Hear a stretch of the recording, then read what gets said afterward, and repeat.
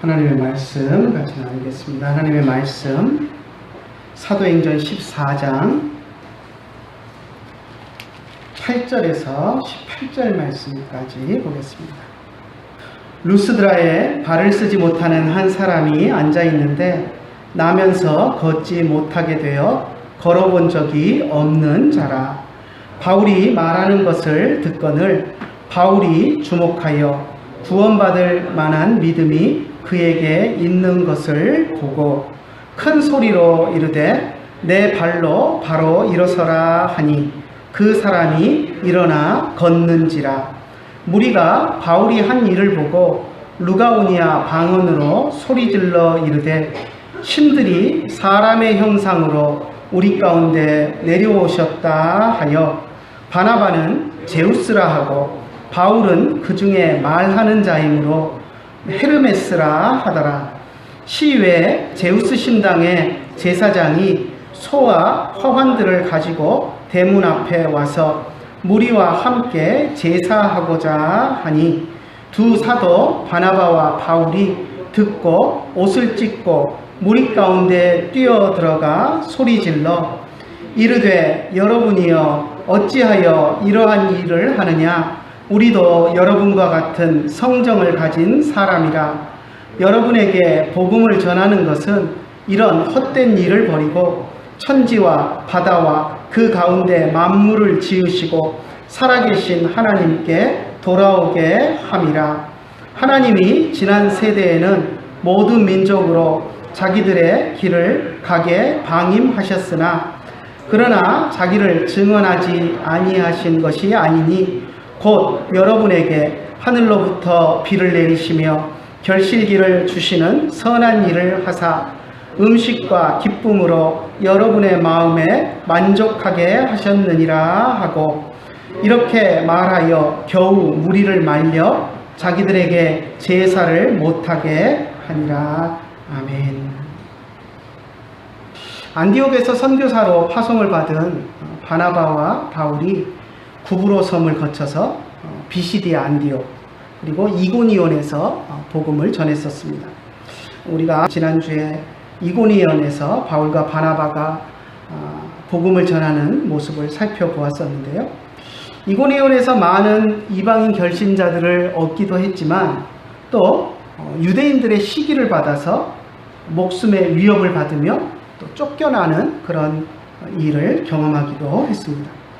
결국 바울과 바나바가 이고니온에서 쫓겨나서 루스드라와 더베 지역으로 옮겨 다니며 복음을 전했는데 오늘 우리가 읽은 사도행전 14장 8절에서 18절은 그 가운데서 루스드라 지역에서 복음을 전할 때 있었던 한 사건을 우리에게 소개해 주고 있습니다.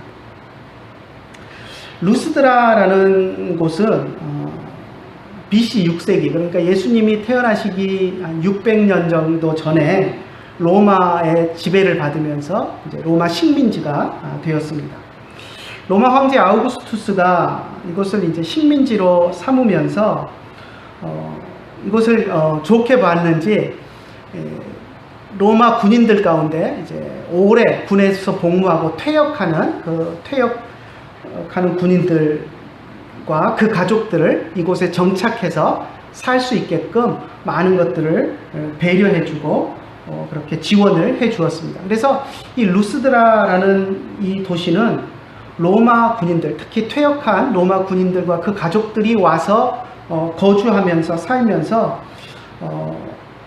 그 도시에 어떻게 보면 지배층을 이루고 교육과 문화와 상업과 이 모든 것들을 다 지배하고 주관하는 그런 세력을 형성했습니다. 그렇게 되니까 상대적으로 원래 이곳에 살던 이 루스드라의 원래 토백이 원주민들은 오히려 대부분 다 하층민으로 전락하고 많은 그런 형국이었습니다. 지배층인 이 로마 군인 출신들은 물론 라틴어와 그리고 이제 헬라어를 사용을 했겠죠. 하지만 하층민들은 자기들 지역 언어인 루가오니아 언어를 사용을 했습니다. 오늘 본문에서도 루가오니아어로 소리 질렀다 하고 나오는데 그 언어가 이 지역민들, 특히 토착 토착된 하층민들이 사용했던 그 지역 토착 언어였던 것을 우리가 알 수 있습니다. 또 루스드라에는 상대적으로 또 유대인들이 적었습니다. 앞에 거쳐왔던 도시 비시디아 안디옥이나 이고니온이나 이런 곳은 유대인들이 그래도 상당히 정착해서 회당도 이루고 있었지만 루스드라에는 유대인의 회당이 세워지지 않을 정도로 유대인의 수가 아주 적었던 것을 우리들에게 또 알려줍니다. 바울과 바나바는 보통 가는 곳마다 회당을 중심으로 복음을 전했었습니다. 회당에 들어가서 안식일에 회당에 가서 회당 예식에 참석을 하고, 그리고 회당에서 읽혀지는 율법과 선지서에 대해서 이제 강론을 하면서 그것을 자연스럽게 예수님으로 연결시켜서 구약에서 이야기하는 메시아가 바로 예수님이다라고 하는 것들을 전하면서 복음을 전하는 형식을 취했었습니다. 그런데 루스드라에는 유대인의 회당이 없었기 때문에 바울과 바나바가 복음을 전하기 위해서는 거리로 직접 뛰어들 수밖에 없었습니다. 거리로 나서서 거리에 있는 이방인들을 향해서 직접 복음을 전해야 했습니다. 회당이 없다는 것은 단순히 복음을 거리에 뛰어들어서 전해야 한다라는 그런 장소적인 제약만 가져온 것이 아니었습니다. 왜냐하면 그나마 회당이 있는 곳은 회당 주변에 모여드는 이방인들 가운데 유대인들이 섬기는 하나님에 대해서 관심을 가지는 사람들이 있었습니다. 성경을 읽고 하나님을 스스로 찾으려고 노력하는 이방인들도 있었습니다. 우리가 앞에서 그런 사람들을 경건한 이방인이다 라고 이렇게 불렀었는데요. 그래서 그런 사람들에게는 비교적 수월하게 복음을 전할 수가 있었습니다. 여호와 하나님을 알고 있고 또 구약 성경에서 이야기하는 메시아 계명도 어렴풋이 알고 있는 사람들에게는 예수님이 메시아다, 하나님이 보내신 우리의 구원자다라는 것을 이야기하기가 좋았습니다. 그렇게 이야기하면 또 잘 그들이 받아들였습니다. 그런데 루스드라의 분위기는 완전히 달랐습니다. 회당이 없었기 때문에 그곳 사람들은 유대인들이 섬기는 여호와 하나님에 대해서 들어본 사람이 거의 없었고 성경에 대한 지식도 가지고 있는 사람들이 거의 없었습니다. 그러니 바울과 바나바가 길거리에 나가서 복음을 외쳐도 그 복음에 대해서 관심을 가지는 사람이 거의 없었습니다. 그럼에도 불구하고 바울과 바나바는 위축되지 않고 그곳에서 열정적으로 거리의 전도자가 되어서 복음을 전했습니다. 아마 회중들이 많이 모이는 광장이나 가장 번화한 거리를 골라서 그곳에서 복음을 외쳤을 것입니다. 그런데 하루는 놀라운 일이 일어났습니다. 이 루스드라라는 도시 안에 나면서부터 안전병이 되어서 한 번도 걸어보지 못한 사람이 있었는데 아마 본문에 기록하고 있지는 않지만 거리에서 구걸하는 거린이었을 것이다 라고 우리가 추정할 수 있습니다. 오늘날에는 다리가 불편해도 다양한 사회적인 활동들을 합니다. 다리가 불편해도 어려서부터 학교도 다닐 수 있고 이제 아직까지 우리 사회가 부족하지만 그래도 장애를 가지고 있어도 교육받을 수 있는 기회도 있고 휠체어도 있고 장애인들이 이동할 수 있는 장애인 택시도 있고 얼마든지 원하는 것에 이동할 수 있어서 장애를 가진 사람들도 어느 정도 사회적인 활동을 할 수 있게끔 그렇게 제도가 되어 있습니다. 하지만 이 당시의 상황을 생각해 보면 날 때부터 다리를 쓰지 못해서 걷지 못하는 이 사람은 커서도 할 수 있는 것이 없었습니다. 교육을 받을 수도 없었고 바깥 출입을 거의 할 수 없었기 때문에 이 시대를 고려해 봤을 때 이 사람이 밖에 나와 있다라는 것은 다른 활동을 위해서 나온 것이 아니라 생계를 위한 구걸을 하기 위해서 밖에 나와 있었을 것으로 우리가 추정할 수 있습니다. 구걸을 하기 위해서 그 사람이 있던 곳은 어디일까요? 사람들이 가장 많이 모이는 광장이나 사람들의 유동인구가 많은 가장 번화한 그 도시의 번화한 곳이었을 것입니다. 마찬가지로 바울과 바나바도 복음을 전하기 위해서는 사람들이 가장 많은 곳에 나가서 많은 사람들을 향해서 복음을 전하려고 했습니다.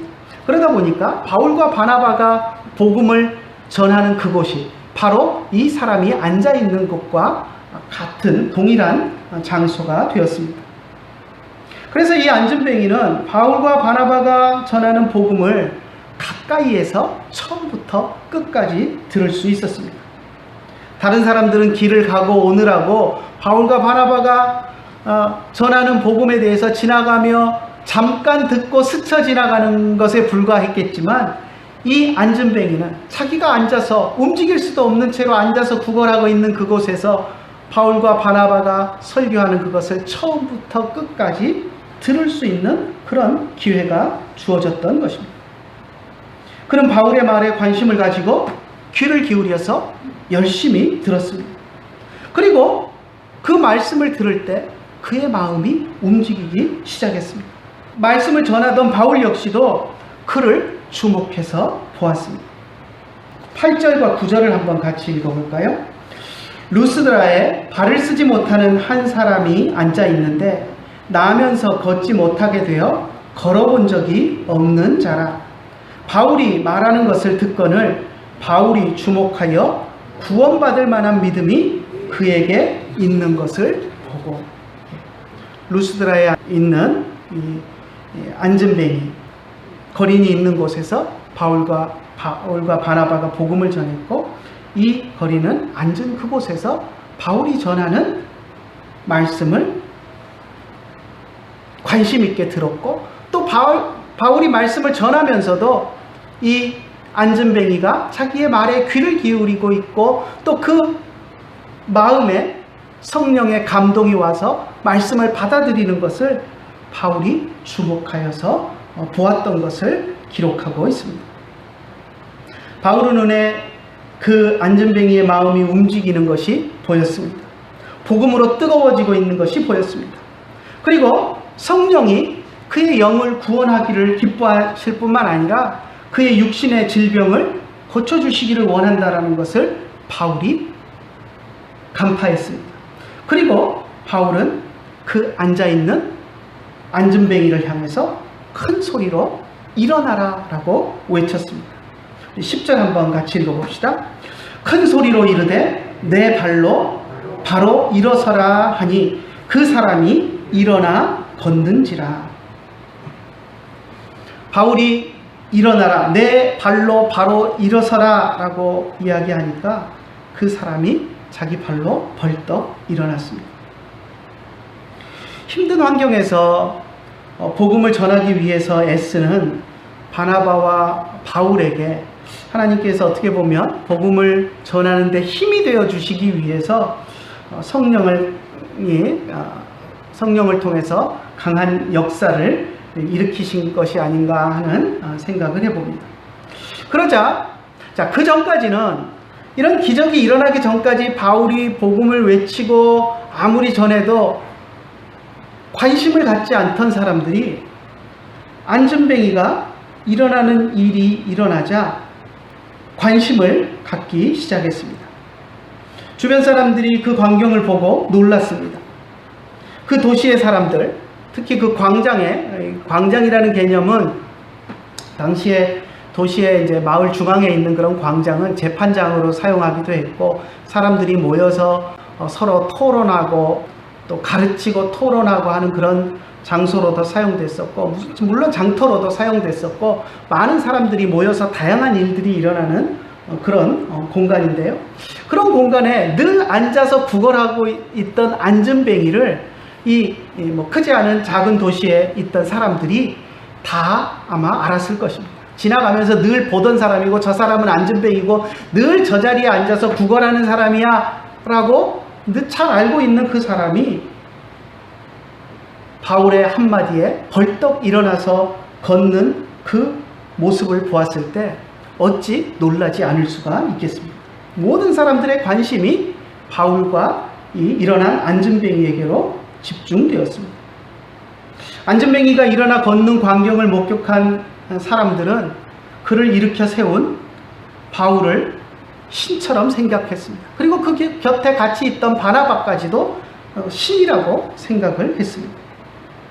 만약 그들의 마음속에 하나님에 대한 이해가 있었고 여호와 하나님에 대한 이해가 조금이라도 있었다면 바울이 안전뱅이를 일으켰을 때, 또 특히 바울이 그 전까지 계속 하나님에 대해서, 예수님에 대해서 복음을 전했기 때문에 저 사람이 믿는 유대인의 하나님의 능력이구나 라고 생각을 했을 것입니다. 그런데 그들에게는 하나님에 대한, 유대인들이 믿는 여호와 하나님에 대한 이해가 전혀 없었습니다. 그냥 자기들이 피상적으로 알고 있는 이방 신들에 대한 이해밖에는 그들에게는 없었습니다. 그래서 이 광경을 목격했을 때 자기들이 알고 있는 그런 신적인 개념들을 생각하고 바울과 바나바를 대하게 되었습니다. 그래서 자신들이 알고 있는 그 이방 신들에 대한 그런 이해 속에서 바울과 바나바를 신으로 추앙하는 그런 결과를 만들어냈습니다. 11절과 12절 한번 같이 읽어보겠습니다.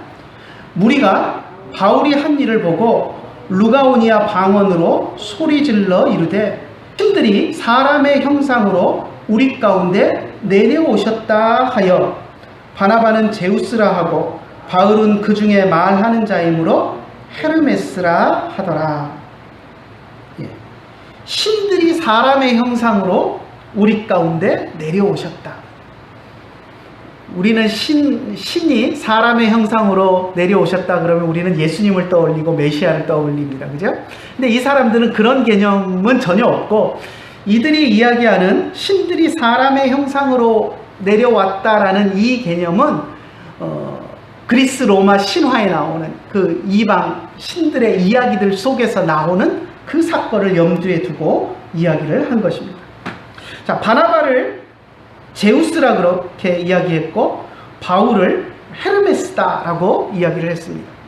옛날 번역 성경에는 스스와 허메 이렇게 번역을 했는데, 스스, 허메 이 발음을 다르게 해서 그런데 이제 번역할 때 이 똑같은 헬라어 단어 발음을 이제 한글로 어떻게 옮겨 쓰느냐 문제인데, 옛날에 이제 성경이 처음 번역될 때는 뭐 그리스 신화나 이런 것들에 대한 이야기들이 우리에게 들어오지 않았었고, 또 그 신들의 이름들이 우리에게 정착되지 않았을 때라서 성경을 번역하는 사람들이 그냥 발음을 소리나는 대로 옮겨 적느라고 그냥 제우스를 스스, 헤르메스를 허메 이렇게 이제 우리 발음하기 좋게 이렇게 옮겨 적었습니다. 그런데 이제 그리스 로마 신화들이 알려지고 하면서 이제 그 이름들이 이제 한글 뭐 맞춤법 표기한 이런 것들에 의해서 이제 정리돼서 나온 것이 이제 제우스, 헤르메스라는 이름으로 정착이 되었습니다. 그래서 이제 새로 번역을 하면서는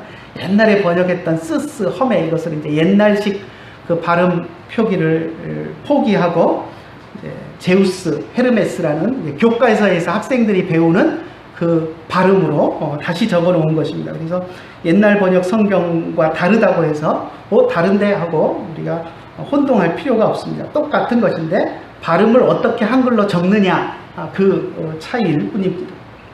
자, 그래서 바나바를 제우스라고 이야기했고 바울을 헤르메스라고 이야기를 했는데요.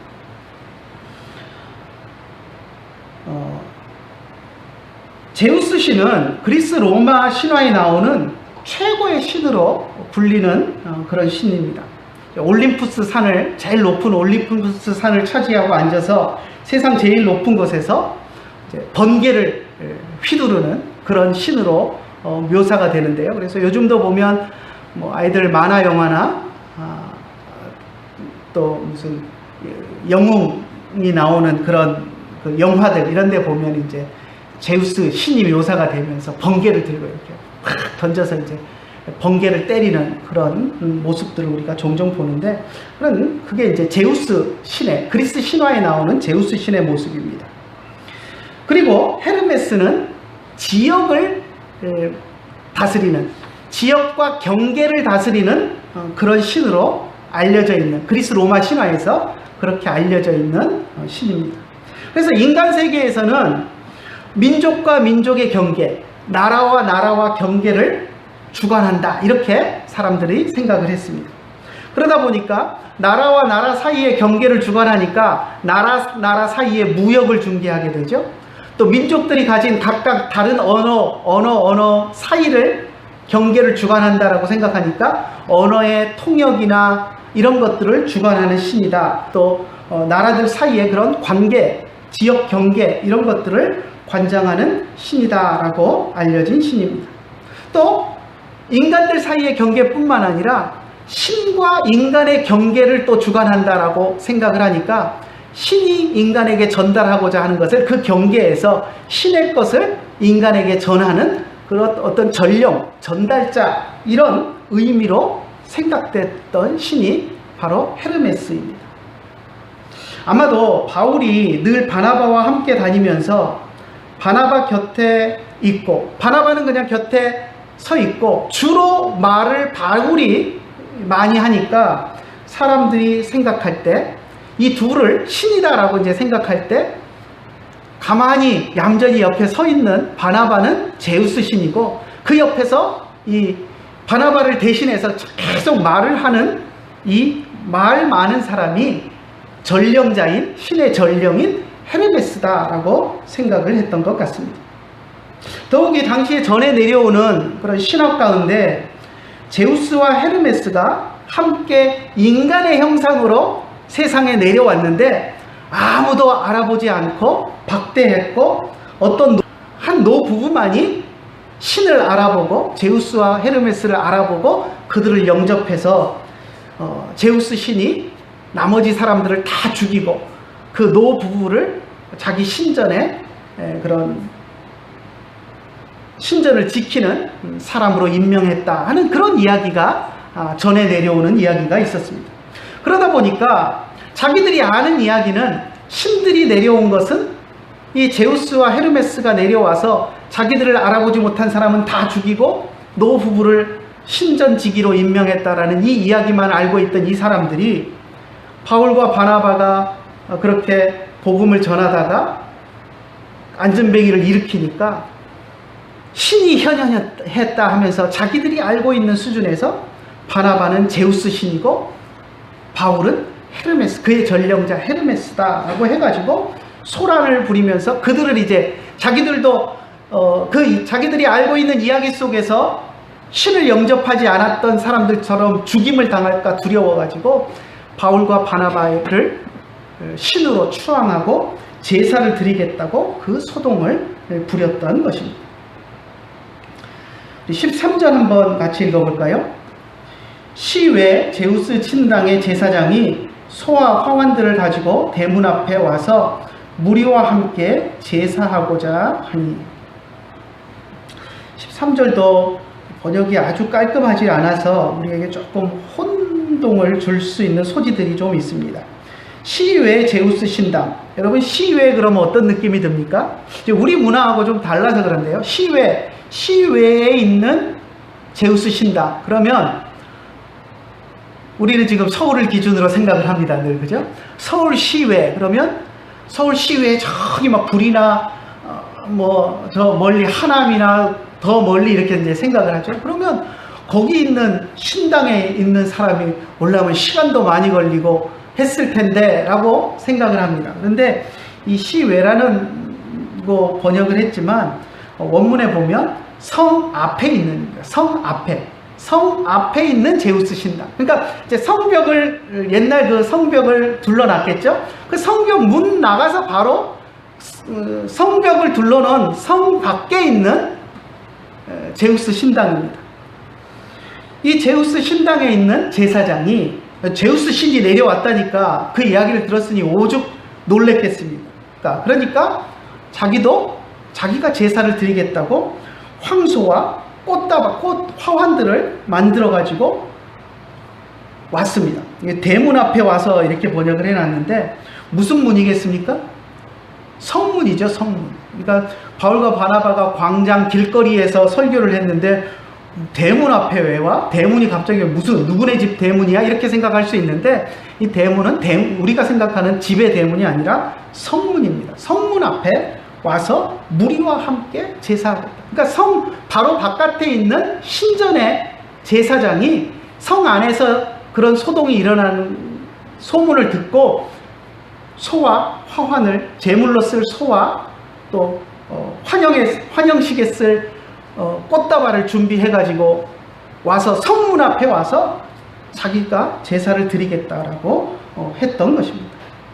이렇게 성 밖에 있는 제우스 신전에서 제사장이 황소와 화환을 가지고 성문 앞까지 와서 황소를 잡아 제사를 드리겠다라고 달려온 것을 보면 그날의 이 소동이 그냥 간단한 해프닝이 아니고 얼마나 엄청난 소동이었던가 하는 것을 우리가 알 수 있습니다.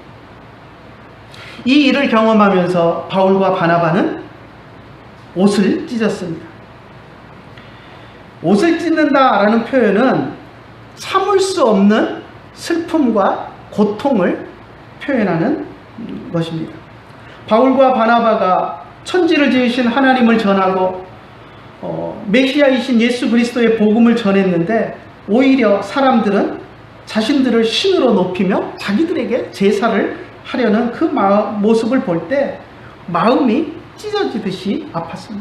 이들이 하나님을 알지 못하고 안전뱅이를 일으킨 그 사건 하나를 가지고 나를 신으로 추앙하려고 하는구나 하면서 가슴이 찢어지는 그런 아픔을 느꼈던 것입니다.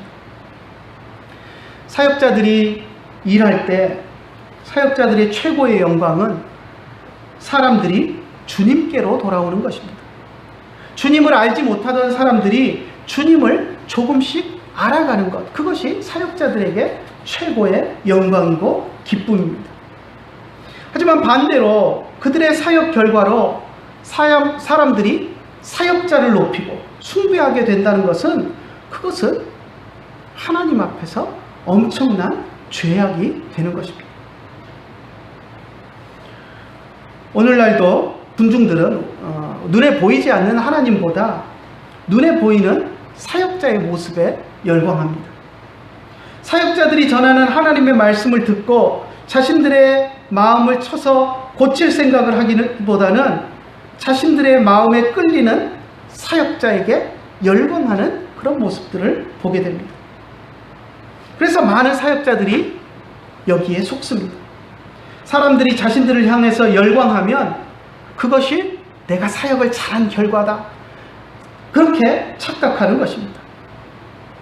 사람들이 자신을 향해서 열광하면 그것이 훌륭한 사역의 결과물인 것처럼 착각하고 그것을 즐깁니다. 하나님의 말씀이 드러나는 사역을 해야 하는데 하나님의 말씀 대신 사람들이 열광하게끔 만드는 그런 퍼포먼스를 합니다. 세상의 스타 강사들처럼 군중들을 웃기고 울리고 감정들을 자극하는 쇼를 해서 자기의 인기를 올리는 그런 쇼를 하고 있는 것입니다.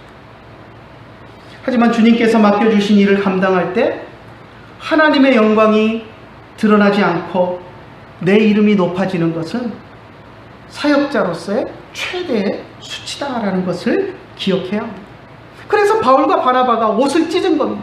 내가 하나님의 사역자로 하나님을 드러내고 하나님이 보내신 예수님을 증거해야 되는데 내가 한 일로 하나님은 온데간데 없어지고 내 인기만 올라가고 나를 사람들이 신으로 추앙한다는 것을 생각할 때 가슴이 찢어지는 그런 슬픔과 고통을 느꼈던 것입니다.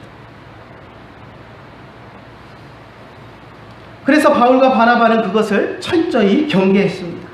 자신들이 전한 복음을 받아들이지 않는 사람들이 자신들을 높이고 숭배하는 것을 경계했습니다. 15절 한번 같이 볼까요?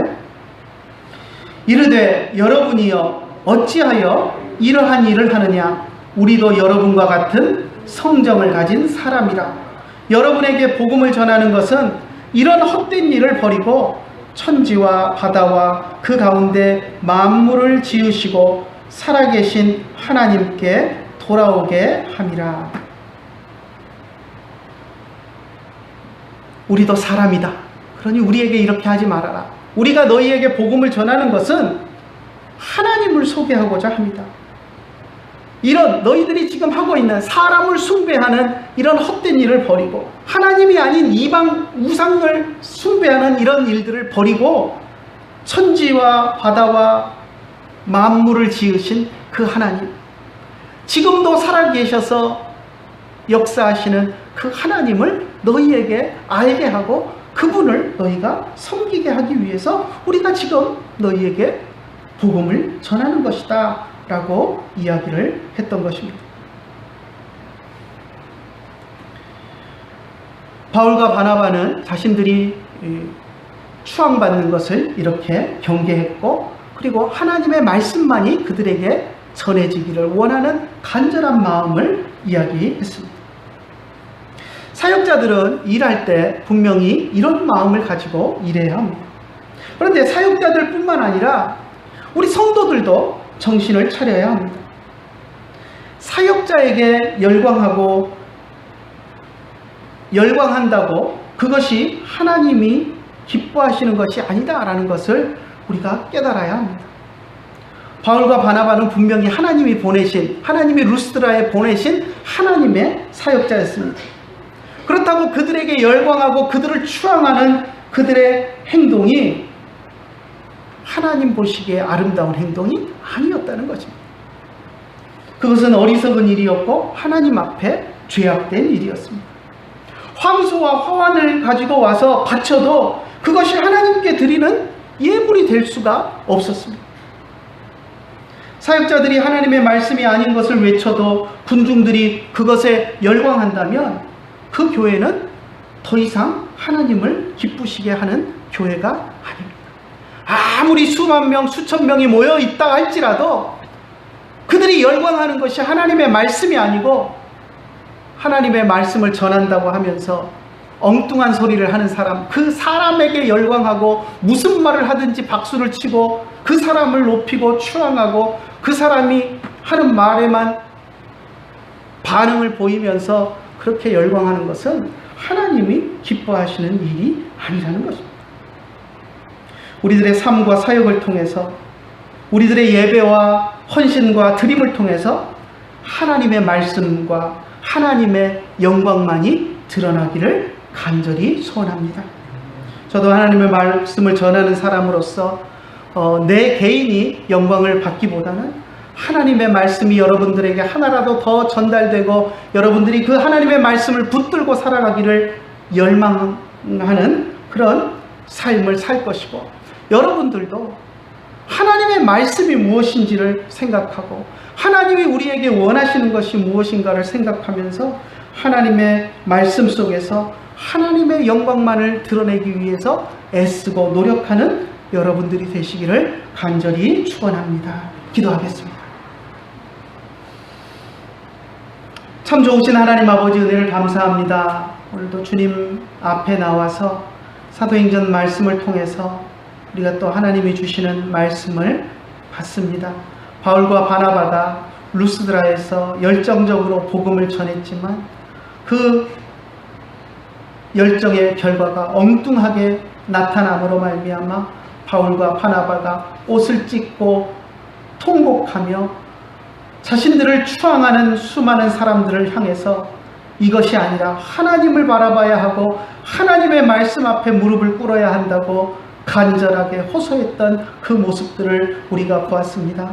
하나님, 오늘날 우리 한국교회의 현실도 이 루스드라의 모습과 크게 다르지 않은 것을 보며 마음 아파합니다. 하나님, 우리의 마음을 붙들어 주시고 이 땅의 성도들의 마음을 하나님이 붙들어 주시고 이 땅의 사역자들의 마음을 붙들어 주셔서 정말로 바울과 바나바처럼 하나님의 말씀만을 전하고자 노력하는 사역자들이 많아지게 하시고, 또 우리들의 성도들의 마음속에도 사역자들의 영광할 것이 아니라 아무리 유명하고 아무리 세상 가운데 이름을 떨치는 사역자라고 해도 그의 이름에 열광할 것이 아니라 그가 전하는 하나님의 말씀이 무엇인가에 초점을 맞추고 하나님의 말씀이 전해질 때 그 말씀에 열광하고 그 말씀 앞에 무릎 꿇고 순종하는 우리 성도들이 많아질 수 있도록 인도하여 주시옵소서. 말씀도 아닌 것에 유명한 사람이 전한다고 해서 그 말씀도 아닌 것에 무릎 꿇고 열광하는 어리석음에 빠지는 사람들이 없어지도록 주님 인도하여 주시고, 우리가 이 땅 위에서 살아가는 동안 우리가 추구해야 할 것은 하나님의 말씀을 붙들고 하나님의 말씀에 순종하며 하나님의 영광만을 드러내는 삶을 살아야 한다는 것을 우리 모두가 명심하고 살아갈 수 있도록 인도하여 주시옵소서. 오늘도 귀한 말씀을 우리에게 주심을 감사드리며 우리 주 예수님의 이름으로 기도드리옵나이다. 아멘. 우리가 지금은 나그네 되어도 화려한 천국에 멀잖아 가리니, 이 세상 있을 때 주 예수 위하여 끝까지 힘써 전하세. 주 내게 부탁하시니 천사로 흠모하겠네. 화목해 하라신 구주의 말씀을 온 세상 널리 전하세. 주 예수 말씀이 온 세상 만민들 흉악한 죄에서 떠나라 하시니, 이 말씀 듣고서 새 생명 얻으라. 이 기쁜 소식 전하세. 주 내게 부탁하시니 천사도 흠모하겠네. 화목해 하라신 구주의 말씀을 온 세상 널리 전하세. 평안 나눔하겠습니다. 베아타 샬롬, 우베이티카 샬롬, 베콜 아시에르 레카 샬롬. 그리스도 알기 원하니 크고도 넓은 은혜와 대속해 주신 사랑을 간절히 알기 원하네. 내 평생의 소원, 내 평생의 소원, 대속해 주신 사랑을 간절히 알기 원하네. 성령이 스승되셔서 진리를 가르치시고 거룩한 뜻을 깨달아 예수를 알게 하소서.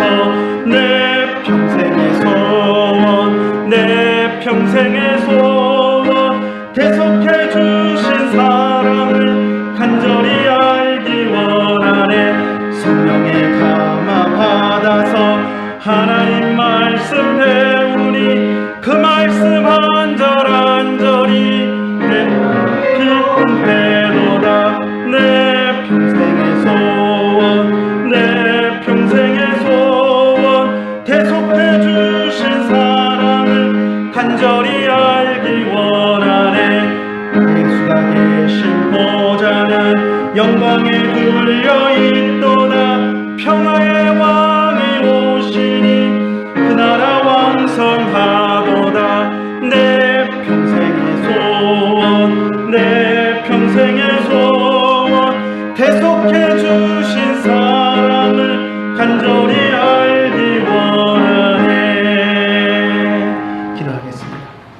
이제는 우리 주 예수 그리스도의 크신 은혜와 하나님 아버지의 한이 없으신 사랑과 성령님의 감화하시고 감동하시고 우리 가운데 교통하심이 이제 삶을 살아가면서 하나님의 영광을 위해서 하나님의 영광만을 나타내며 살아가기를 원하는 주의 사랑하는 자녀들 머리 위에 이제로부터 영원토록 함께 계실지어다. 아멘.